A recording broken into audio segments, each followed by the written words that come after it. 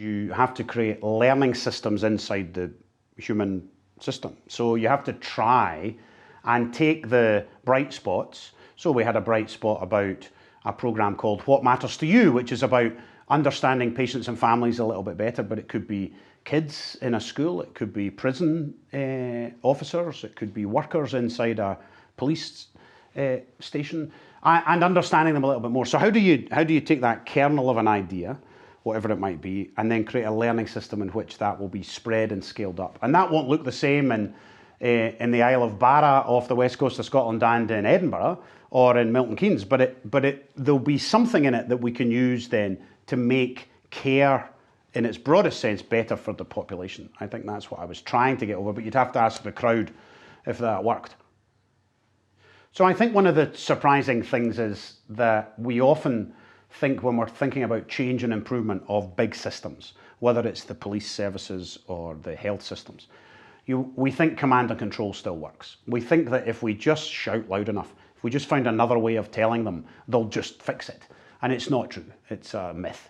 And all of the literature says command and control works in certain circumstances. So if I have somebody under a car who's been knocked over and I need an ambulance and I need a helicopter and I need a police officer, you need somebody in charge of that. I'm not suggesting there isn't a place for it.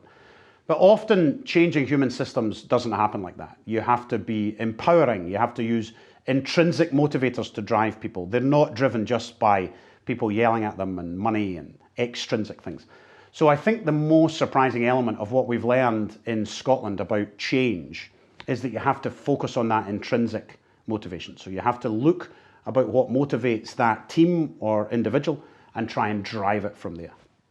Take-home messages are always hard, I think, in these conferences.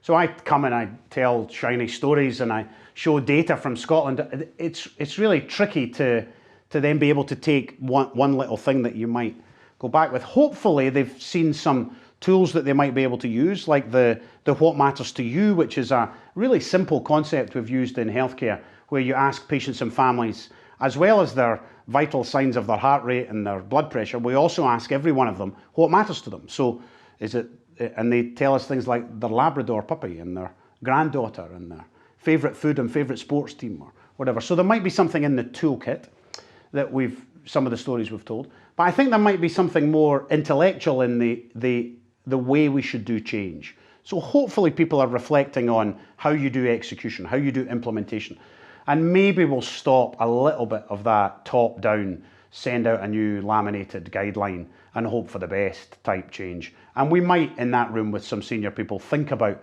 how we build empowering, intrinsically motivated change inside the teams who understand the work better than we can because they are in that work.